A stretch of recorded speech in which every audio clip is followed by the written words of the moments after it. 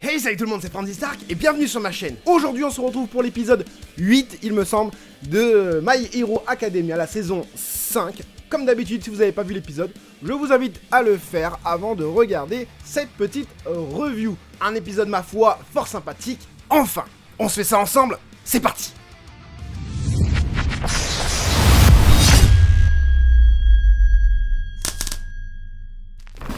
On commence du coup l'épisode très fort, puisque déjà l'animation est largement mieux que l'épisode précédent. Au niveau animation, sur l'épisode précédent, je me suis vachement ennuyé. Donc là, on peut voir Ténia à l'œuvre avec son Spirito, je sais pas quoi là, Burst, je sais pas quoi. Sa vitesse plus en mode 10 minutes. Franchement, au niveau de, ce passage, on a vraiment de très beaux dessins, une très belle animation. Donc on voit donc Ténia à l'œuvre en utilisant sa nouvelle technique. Une nouvelle technique qui galère un petit peu à maîtriser, mais il maîtrise quand même pas mal. Donc Onenuki est donc acculé, il est obligé de battre en retraite. Et ensuite on voit du coup Ojiro se battre contre, comment il s'appelle encore, Kaibara. Et on voit qu'en fait Ojiro il est pareil, il est acculé, il galère à se battre contre Kaibara, parce que Kaibara il a des espèces de bras vis là. Et en fait quand Ojiro le tape, et ben ça glisse. Et par contre quand Kaibara lui riposte, lui inflige vraiment un dégât, jusqu'à du coup le mettre complètement en mauvaise posture. Et là on a Ténia du coup qui vient le sauver en prenant Kaibara et le mettant directement en prison. Avec sa vitesse, ça a pris même pas 30 secondes quoi. On a donc un point pour la classe A, l'équipe de la classe A. Et ensuite on va directement sur le combat de Shoto versus Tetsu. Shoto utilise la glace, ça ne fonctionne pas. Il utilise le feu, ça ne fonctionne pas non plus contre Tetsu. Tetsu résiste à la glace, il a détruit, et le feu, il résiste parce que on voit un flashback du coup où on le voit qui s'est entraîné contre le feu et tout ça, parce que c'est du fer, donc battre le fer tant qu'il est chaud. Il y a eu un petit jeu de mots vite fait là-dessus, bon c'était pas génial, mais bon voilà, il fallait le faire quoi. Et là du coup on a aussi un flashback de Shoto avec son père Endeavor, voilà, donnant de la force, voilà, il a un flashback, il a plus de force, voilà.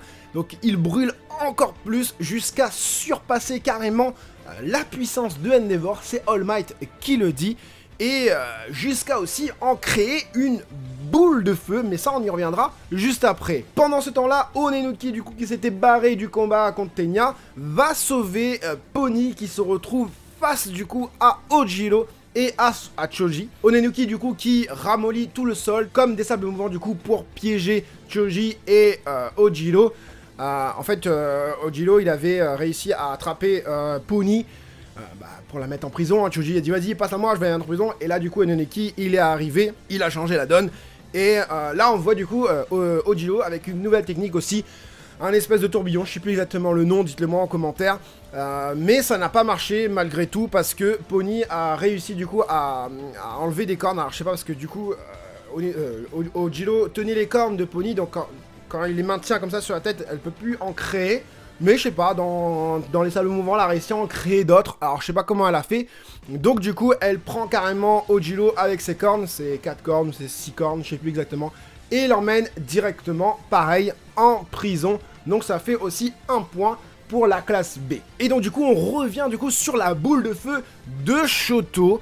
Et là, alors qu'il allait envoyer sa grosse boule de feu sur Tetsu, et ben Onenuki vient aussi sauver Tetsu en ramollissant aussi le sol. Donc du coup le sol ramolli, t'as tous les tuyaux qui tombent aussi en même temps, les tuyaux durs du coup qui tombent, et un tuyau est tombé du coup sur la nuque de Shoto et le rend KO.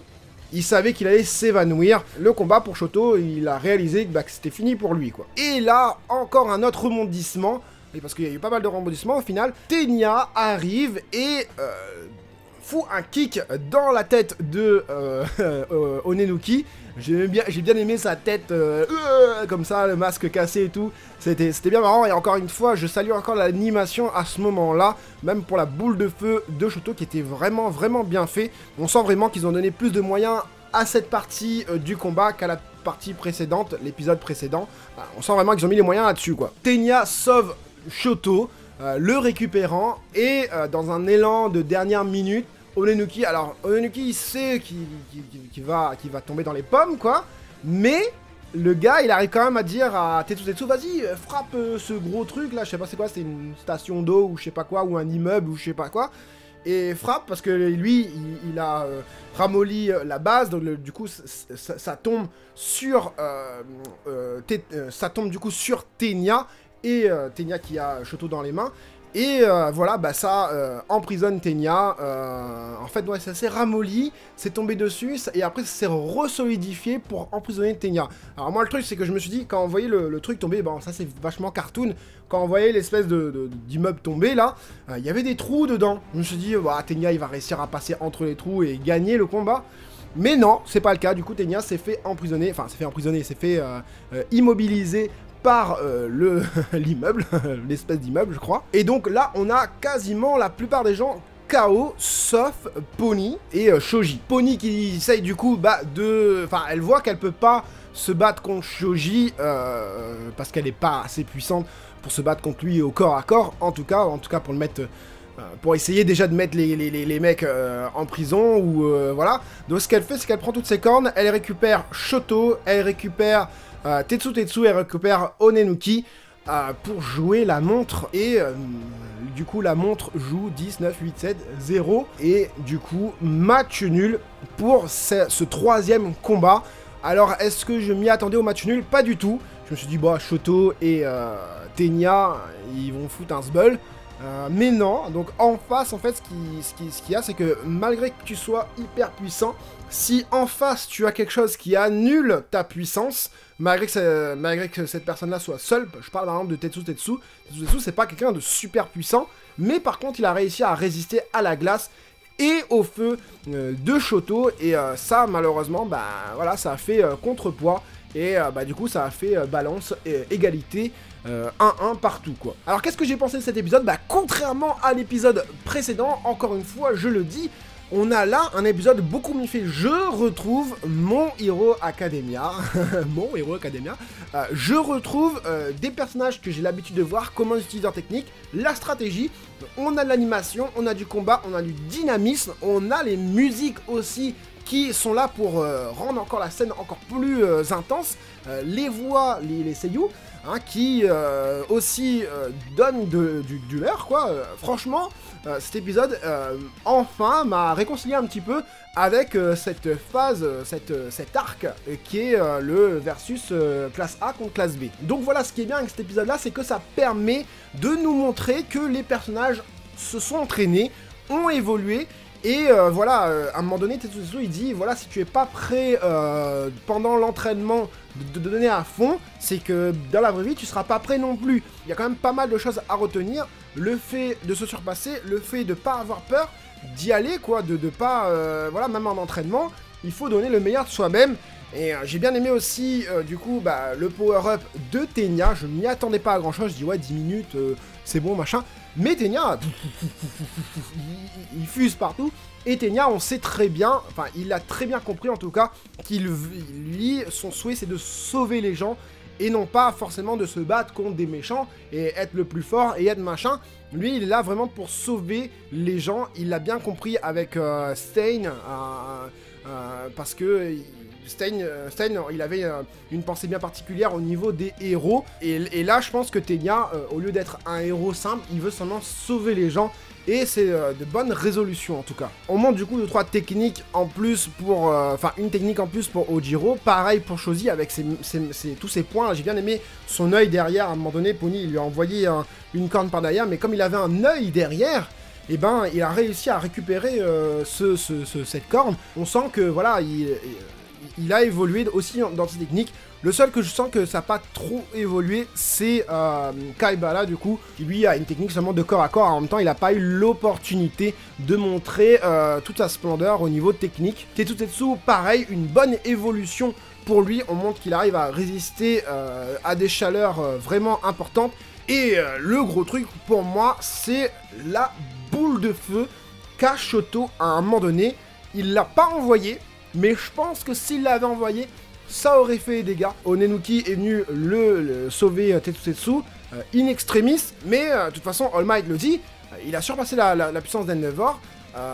Shoto, avec sa boule de feu, il aurait fait quand même pas mal de dégâts. Alors, est-ce que c'est pas un genre de foreshadowing, c'est-à-dire que lui, il va utiliser à un moment donné sa grosse boule de feu contre quelqu'un, et j'espère que ça sera bien amené et tout ça. Comme là, on a les prémices de cette attaque en tout cas. J'espère la voir être utilisée pour plus tard. En tout cas, moi cet épisode m'a plu. Enfin, on arrive enfin à remonter le niveau de My Hero Academia. Je suis bien content que ça arrive maintenant. Prochain épisode, Bakugo. Hein, j'ai regardé aussi, pareil, j'ai regardé la preview. Ça spoil pas trop. Tant que ça spoil pas, j'essaie de pas trop regarder. Par exemple, le combat, si, je sais pas, le combat de Bakugo devient quand même intense, ou même le combat de Deku va être intense et que ça se passe en 3 épisodes, les previews, je vais pas les regarder. Là, il n'y avait pas trop grand chose. On nous montre qu'il va avoir une nouvelle protagoniste, je sais plus son nom, et on nous dit qu'elle est assez puissante et que Bakugo va avoir du fil à retordre contre elle. Donc voilà, en plus Bakugo a un plan, apparemment. Bon, si c'est le même plan que Tetsu, on est mal barré. Voilà. Mais j'attends vraiment cet épisode et je vais voir vraiment ce qui va se passer. Voilà, petite parenthèse pour ceux qui débarquent, je fais aussi les unboxings. Le prochain unboxing justement de My Hero Academia, ça va être cette petite texture de Ochako. Je sais pas quand est-ce que je vais la dévaler parce qu'il y a la Ichiban Kuji, j'ai une figurine de la nouvelle Ichiban Kuji Dragon Ball que je vais d'abord poster avant celle-là. Mais ça arrive très bientôt, mon partenaire m'a envoyé ça, Namek Toys pour ceux qui ne le savent pas. Et je vous en ferai le déballage assez rapidement. Au cas où, si vous la voulez, bah allez-y, avec mon code promo, allez voir mes autres vidéos en partenariat avec Namek Toys pour avoir le code promo. En tout cas, celle-là, elle a l'air pas mal. Voilà, j'espère que cette petite review vous aura plu. C'était Franzy Stark, et à la prochaine!